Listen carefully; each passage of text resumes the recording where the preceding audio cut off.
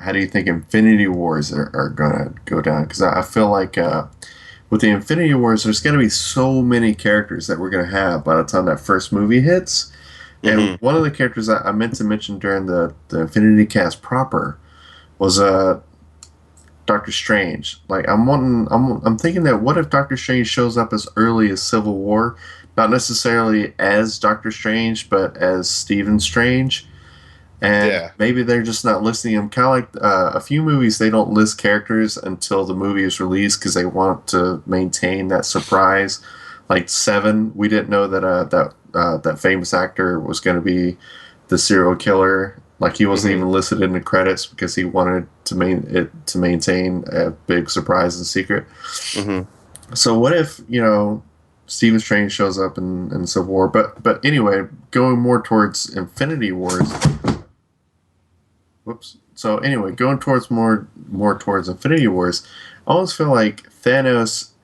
There's two different ways that you could see it happening. Either Thanos shows up by himself and he has like an army of Chitauri, or he shows up with like what we were talking about, like the army of villains. I don't think it's going to be the army of villains, and I honestly think that Loki is going to play the role of Mephisto, Hmm. and he's going to be kind of like the sidekick of Thanos. And Loki is going to assist Thanos in getting to Earth, and Loki is also going to assist Thanos in commanding a Chitauri army. Now, I Hmm. think the way it's going to go down, at least in the first movie, is they're not going to have Thanos pick them off one by one. That's no fun. That's not threatening whatsoever. We've seen they have whole movies dedicated where a villain tries to pick off just one Avenger and they fail. Yeah. Okay, so what they're gonna have is they're gonna have Thanos show up, and he's gonna face off with the entire Avengers assembled, including whoever else they add, including Doctor Strange, and Hmm. he's just going to wreck all of them. I think it's gonna be Thor hits him directly with Mjolnir, and he just glances it off.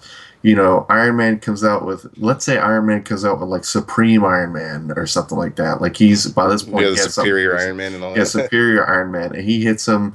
He goes crazy with him, and he does like some Liu Kang stuff on him, and that does nothing. And Thanos just kind of, I'm not saying he kills him in the first movie, but he just throws him away. Shatters Cap shield, all that kind of Yep. stuff. Let's say he rips the gem out of Vision's head, Hmm. and he destroys all of them. Because let's say that maybe he'll have a couple gems before he even reaches Earth, and Hmm. by that point he's just he's wrecking them. Or even without the gems, let's say that Thanos wrecks them, that would be even more. And I think that's how the first movie is going to end, with Thanos standing Assembling over, it. yeah, with maybe like even either assembling it or like loading up into a spaceship, to fly off, or sitting in his chair to go somewhere. And I think it's going to have just nothing but the Avengers scattered. I think, I don't even think Hulk is going to be in it, and Hulk is going to be beaten so bad he goes back into Banner form, and Yeah. he's going to be laying off somewhere. Because, Like, hmm? what if I'm just had this thought while you were talking? Is like, what if like the first one ends with him going like you said, hopping into a spaceship or whatever? But I was like, what if it ends with him like beating up, just picking up like whatever, like the thing off Vision's head, and he goes into the spaceship and he's like, he gets like a transmission. He's like, so where's the next one? And he's like, oh, it's on Xandar. And that's how you tie in the Guardians, because he goes to Xandar to go pick up the power orb, and then you get everyone like jumping in, and then you get the Avengers like following, like maybe Tony put like a tracker on Thanos or something, and they're like going through his whereabouts. So then maybe they go into space, maybe not. Maybe the Guardians come to Earth, or maybe it's like a meet halfway type of thing. So I don't know. It's pretty crazy when you think about it.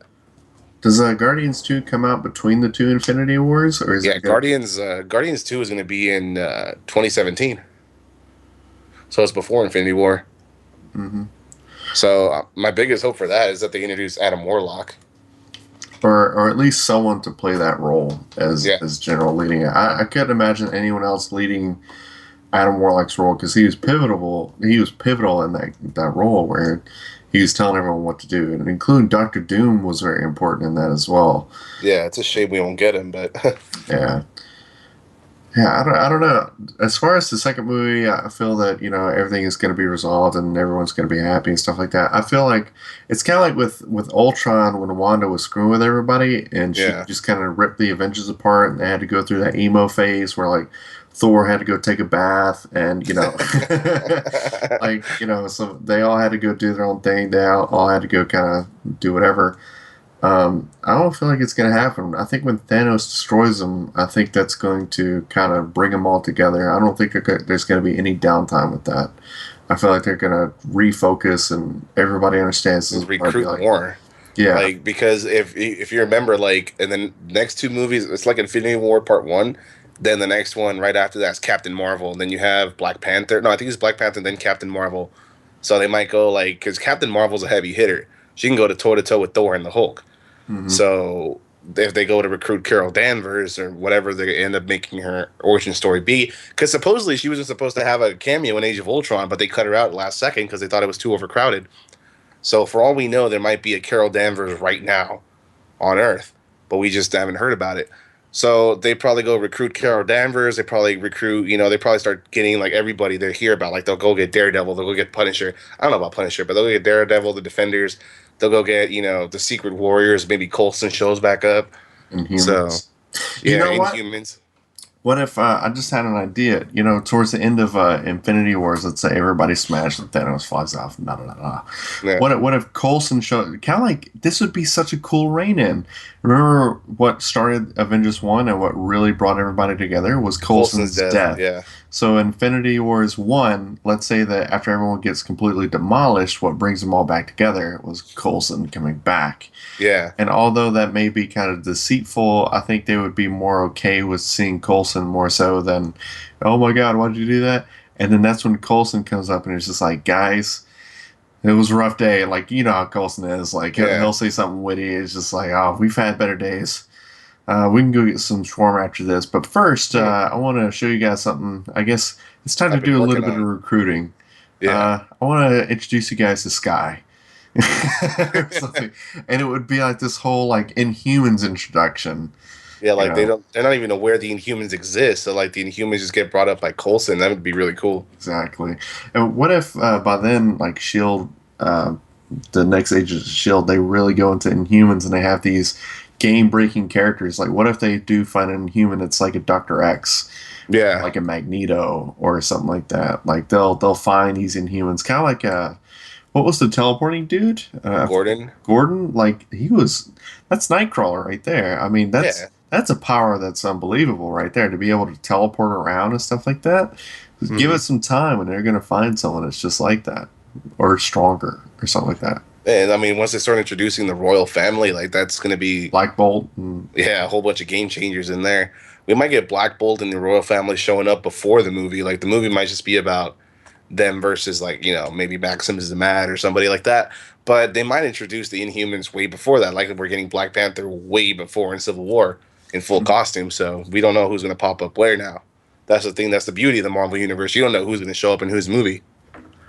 So you might kind of like if Thanos, because I think the vision that Tony Stark had in the wherein Scarlet Witch was screwing with his head in Age of Ultron, we see a bunch of the Chitauri flowing through a portal to Earth.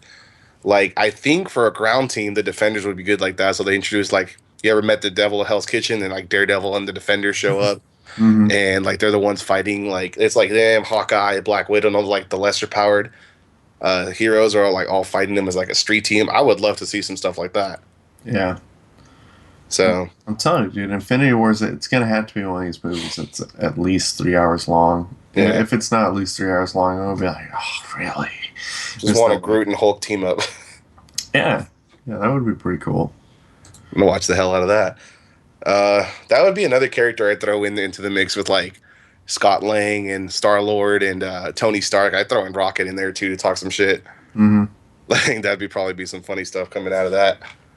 Could you see like Gamora and Black Widow talking shit to each other or something? Or Drax with anyone just using some kind of phrase with Drax and he's like, huh? Drax and Thor. That would be some good dialogue. Yeah, I can imagine that. But yeah, man, I'm stoked for it. There's plenty of stuff that could happen.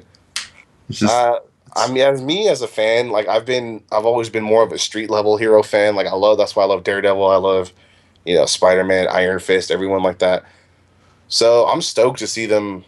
I would like to see them have a part in Infinity War. Like they're obviously not going to be the ones punching Thanos in the face, But as long as they have some sort of part, I'd love to see that.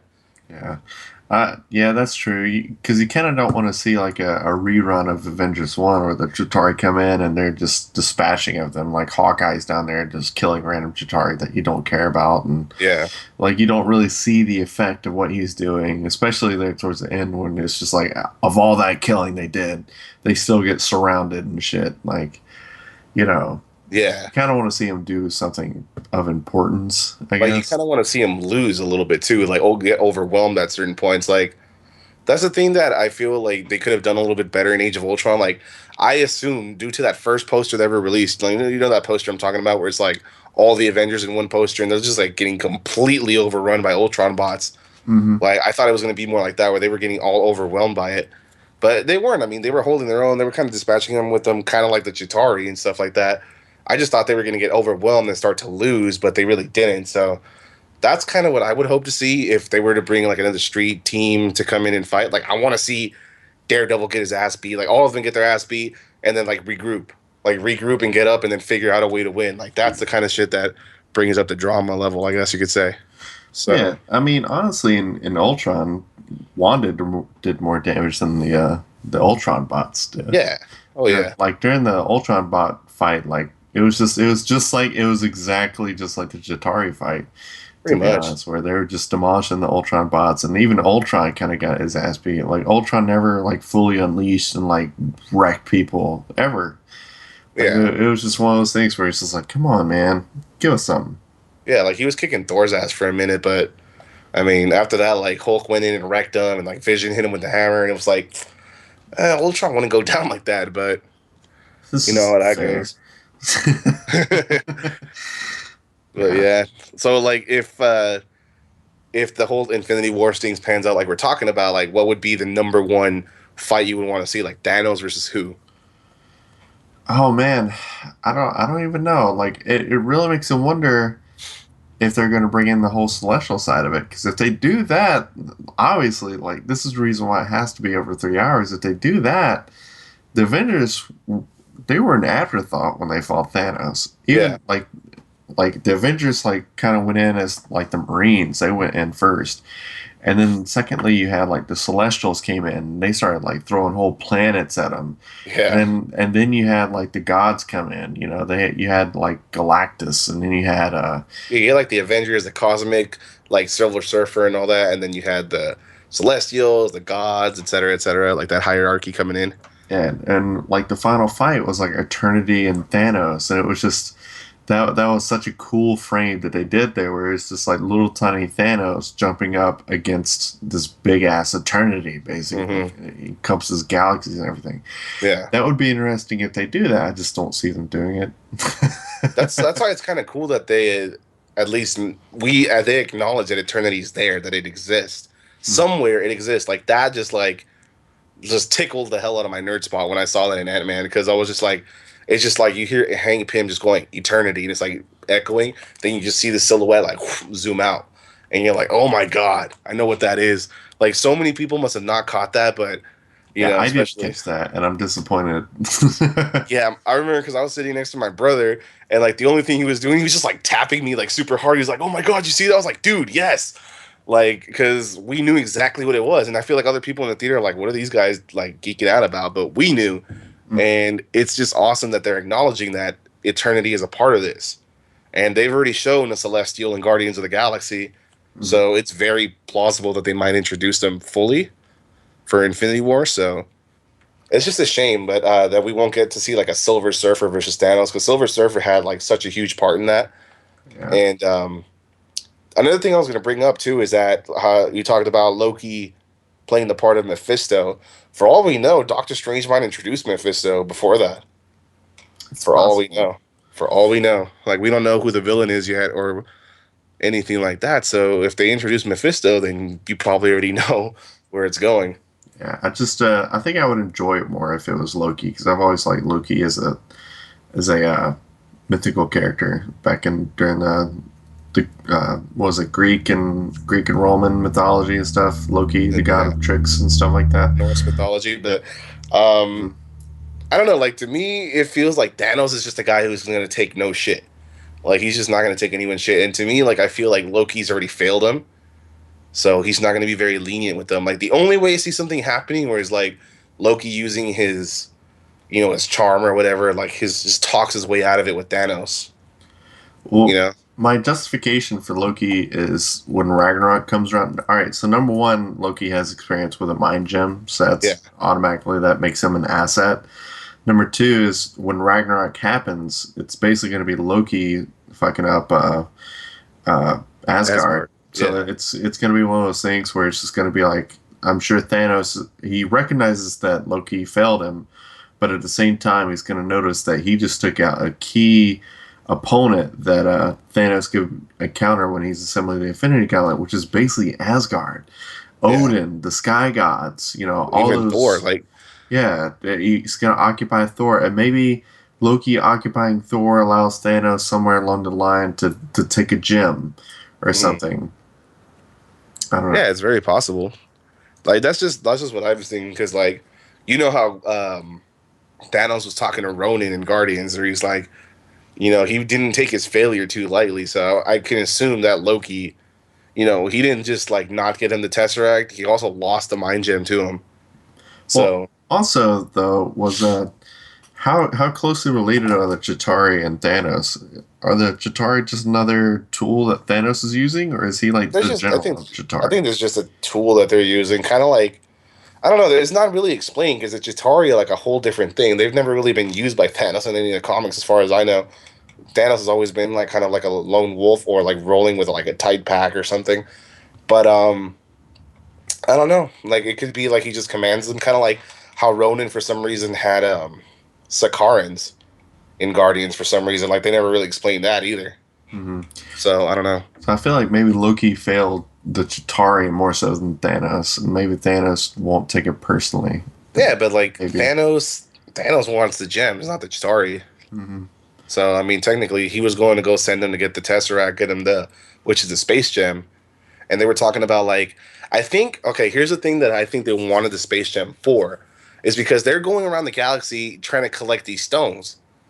The space gem was just a way for them to transport over space, like because I think the other was telling Loki during the speech in Avengers One, he's like, the Tesseract will unveil other worlds that we don't know. So I think they would just want to use a space gem, kind of like a teleporter thing, so they don't have to go through the trouble. Like kind of using like a door to another part of space. Like, oh, the gem, the reality gem is over on this side of the galaxy. Like, let's just take the Tesseract and go. You Hmm. know what I mean?